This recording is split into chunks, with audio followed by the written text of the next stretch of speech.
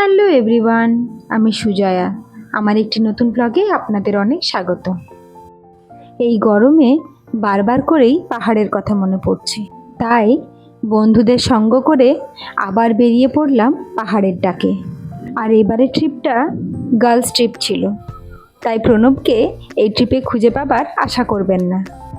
এখন বাজে রাত্রি 10:30টার মতো, আর আমাদের ট্রেন বর্ধমান স্টেশন থেকে ছেড়ে ছুটে চলল শিলিগুড়ির পথে।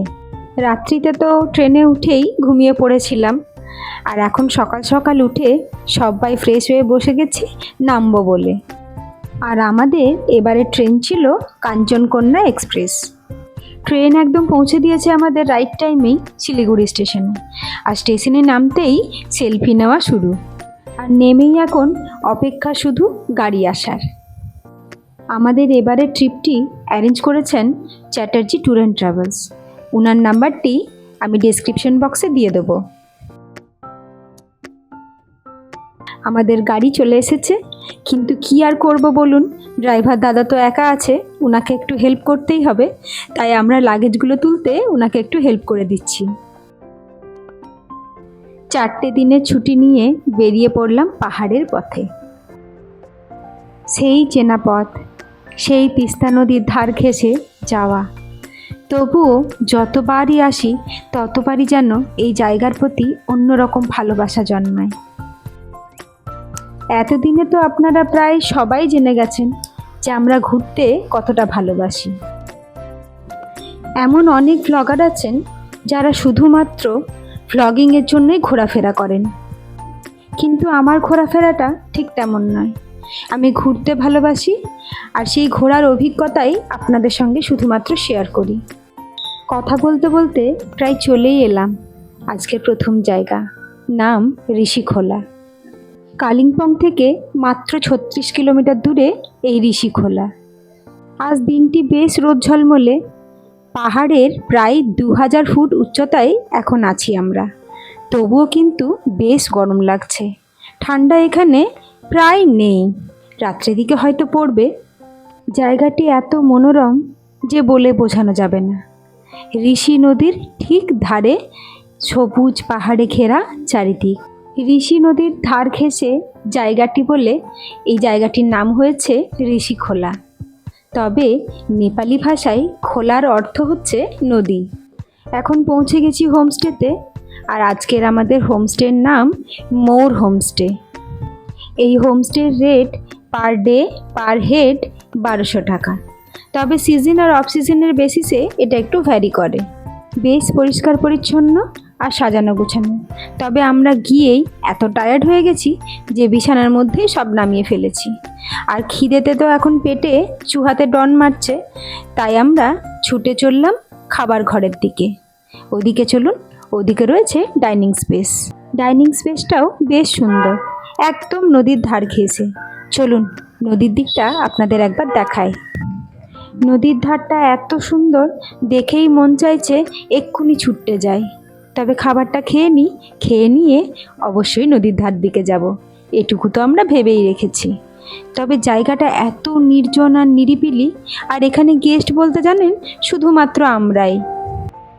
খাবার চলে এসেছে, চলুন ঝটপট খাবার খেয়ে নিই। তবে খাবারে ছিল বেশ সুস্বাদু, একদম ঘরোয়া। এখন বাজে প্রায় বিকেল 4:30টার মতো।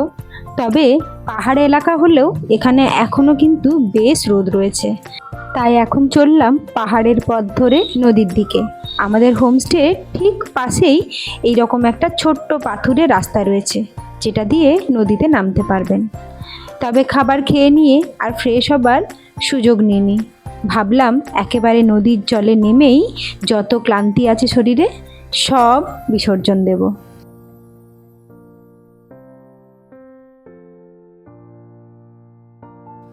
আর সত্যি বলতে নদীর জলে পা রাখতেই শরীরে যত ক্লান্তি ছিল সব যেন এক নিমিষে উধাও হয়ে গেল। এই নিরিবিলি পরিবেশে এক রাত কাটিয়ে আপনারা অনায়াসে নিজেদের মুড রিফ্রেশ করে নিতে পারেন। তবে হ্যাঁ, বর্ষাকালটা এই জায়গাটা অ্যাভয়েড করাই ভালো, নদীর ধার তো, তাই আর কি। জল বেশ ঠান্ডা রয়েছে আর ততটাই পরিষ্কার, একদম নিচে অবধি পরিষ্কার দেখা যাচ্ছে। আর চারিপাশটা কি মনোরম দেখুন। তবে জিসানের কথা আর কি বলবো, এখানেও ওর গাড়ি ছাড়েনি, জলে ওর গাড়ি রীতিমতো চলছে। তবে আস্তে আস্তে দেখছি নদীর জলের স্রোত বেশ বাড়ছে, আর আমরা বাচ্চা নিয়ে নেমেছি, তাই উঠে আসতে বাধ্য হলাম। এখন সন্ধে ঘনিয়ে এসেছে, আর চারিদিকটা এত সুন্দর লাইট দিয়ে সাজিয়েছে যে রুমের ভেতর আর থাকা গেল না। আর আমরা এসেই আগে এখানে কথা বলে নিয়েছিলাম বনফায়ারের জন্য। তা এখন বনফায়ার চলছে আমাদের, আর বেশ এখানেও বেশ এনজয় করেছি, নাচ গান আর মিউজিক। এই বনফায়ারের রেট আমাদের পড়েছে 1200 টাকা। সেখানে আপনাকে 1 কেজি চিকেন দেবে, আর তার সঙ্গে ওরা মিউজিকও দেবে ফ্রিতে। একটা দিন বন্ধুদের সঙ্গে এনজয় করে আর নাচ গান করে কিভাবে যে কেটে গেল বুঝতেই পারলাম না। এখন ডিনার টাইম, ডিনার সেরে নিয়ে যে যার রুমে ঘুমিয়ে পড়ব। পরদিন সকালে উঠেই দরজা খুলতে দেখি এই ছোট্ট বন্ধু আমাদের জন্য বসে রয়েছে। আজ এখান থেকে বেরোবো আরও একটি জায়গার উদ্দেশ্যে, তাই সকাল সকাল উঠে ফ্রেশ হয়ে নিয়ে এখন চলে যাব খাবার টেবিলের দিকে। আর ডাইনিংয়ের দিকে যেতেই দেখি ফাঁকা, এখনও চায়ের কাপ রেডি করা হয়নি। তবে খুব একটা বেলা হয়নি, আমরা আসলে একটু সকাল সকাল উঠে পড়েছি প্রকৃতিটাকে এনজয় করব বলে। তা চলুন, এখনও যখন খাবার রেডি হয়নি তখন একবার যাই সেই নদীর ধার দিকটায়। এই দিকটায় আসলেই আর যেতে ইচ্ছে করছে না, জানেন তো, এত সুন্দর সবুজে মোড়া পরিবেশ যে চোখটা যেন ওখানেই আটকে রয়ে যাচ্ছে।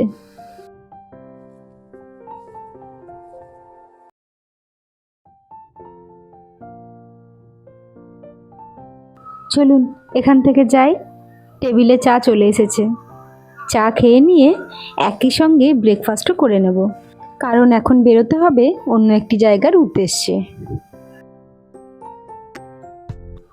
এইবার আমরা যেসব জায়গা ঘুরে দেখব বলে বেরিয়েছি সব কটা জায়গায় কালিম্পংয়ের অফবিট, আর সেই রকমই আরও একটি ছোট্ট গ্রামের উদ্দেশ্যে এখন রওনা দিলাম। আর তারই মাঝে যেখানেই সুন্দর দৃশ্য পাবো সেখানেই দাঁড়িয়ে পড়ব, আর সেরকমই একটি জায়গায় এখন দাঁড়িয়ে পড়েছি। কি সুন্দর দৃশ্য চারিপাশটা, তাই না? আর আমাদের ওয়েলকাম করার জন্য কালুও লেজ নাড়াচ্ছে। সত্যি কথা বলতে আমরা যেসব জায়গায় থাকি সেখানে দূষিত বাতাস ছাড়া আর কিচ্ছু নেই, তাই মাঝে মাঝেই মনে হয় এসব জায়গায় এসে মন খুলে নিঃশ্বাস নিই। কথা বলতে বলতে আজকে দ্বিতীয় জায়গায় এসে পৌঁছে গেছি। আজকের পরের দেখার জায়গা দারাগাঁও। এনজিপি থেকে দারাগাঁওয়ের ডিস্টেন্স প্রায় 90 কিলোমিটারের মতো। আর এই দারাগাঁওয়ের ছোট্ট গ্রামে আজকের আমাদের থাকার জায়গা ইন্দ্রকুটির। এই হোমস্টেতে আসতেই সবার আগে চোখে পড়ল এখানে সাজানো ফুল গাছগুলি। এত সুন্দর ফুল গাছগুলি আর রঙিন ফুলে ভর্তি, একদম রুমের ভেতর পর্যন্ত। আর রুমগুলিও বেশ সুন্দর, পরিষ্কার পরিচ্ছন্ন আর ছিমছাম। চলুন আস্তে আস্তে রুমের ভেতরগুলি আপনাদের দেখাই। আর সবচেয়ে মজার বিষয় কি বলুন তো, এখনও অবধি যে দুটো হোমস্টেতে আমরা থেকেছি প্রত্যেকটি হোমস্টেতেই একমাত্র গেস্ট আমরাই, আর দ্বিতীয় কেউ ছিল না, তাই পুরোটাই যেন আমরাই দখল করে নিয়েছিলাম।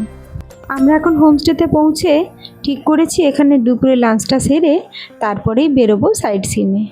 তাই এখন বসে অপেক্ষা করছি লাঞ্চ রেডি হবার। আর ওদিকে বাচ্চারা এসে মাতনি শুরু করে দিয়েছে, সমানে লাফঝাপ, একদম খাট ভেঙে ফেলার অবস্থা। এই হোমস্টে থেকে বাইরের দৃশ্যটিও বেশ সুন্দর। চলুন জানলার ফাঁক দিয়ে একবার বাইরেটা ঘুরে দেখি। এই দারাগাঁওয়ে এসে আপনি বেশ কয়েকটি জায়গা ঘুরে দেখতে পারেন। এখানে দেখার জন্য রয়েছে ডেলো পার্ক, ক্যাকটাস গার্ডেন, দূরবীন মোনাস্ট্রি, এছাড়াও রয়েছে সুন্দর পাইন ফরেস্ট। আবার এখান থেকে কাঞ্চনজঙ্ঘার ভিউটাও বেশ ভালো পাওয়া যায় যদি আপনার ভাগ্য ভালো থাকে। চলুন লাঞ্চটা সেরে ফেলি, লাঞ্চ সেরেই আমরা আজকে বেরিয়ে পড়ব সাইট সিনে। তবে আমরা ঠিক করেছি আজ সাইট সিন নয়, একটা অন্যরকম অ্যাক্টিভিটি করব। কি বলুন তো? প্যারাগ্লাইডিং। কাউন্টারে সব রকম কথা বলে নিয়ে ফর্ম ফিল আপ করে বেরিয়ে পড়লাম যেখান থেকে প্যারাগ্লাইডিং স্টার্ট হবে। তবে প্যারাগ্লাইডিংয়ের এই এক্সপিরিয়েন্স আর তার ডিটেলস আপনাদের সঙ্গে অন্য একটি ভ্লগে শেয়ার করব। আমার ভিডিওগুলি যদি আপনাদের ভালো লেগে থাকে তাহলে একটি লাইক আর কমেন্ট করে জানাতে ভুলবেন না কিন্তু। আর একটি শেয়ার অবশ্যই করে দিন, যাতে করে আমার এই ভিডিও আরও অনেকের কাছে পৌঁছে যায়। পাখির চোখ দিয়ে চারিপাশটা দেখার এক্সপিরিয়েন্স আপনাদের সঙ্গে অন্য একটি ভ্লগে শেয়ার করব। এখন বাড়ি ফিরে এসে চা আর মুড়ি পকোড়া নিয়ে বসে পড়েছি। আজকের ভিডিওটি তাহলে এ পর্যন্তই থাক। আপনাদের সঙ্গে দেখা হবে আবার একটি নতুন ভিডিওতে। ততক্ষণের জন্য টাটা।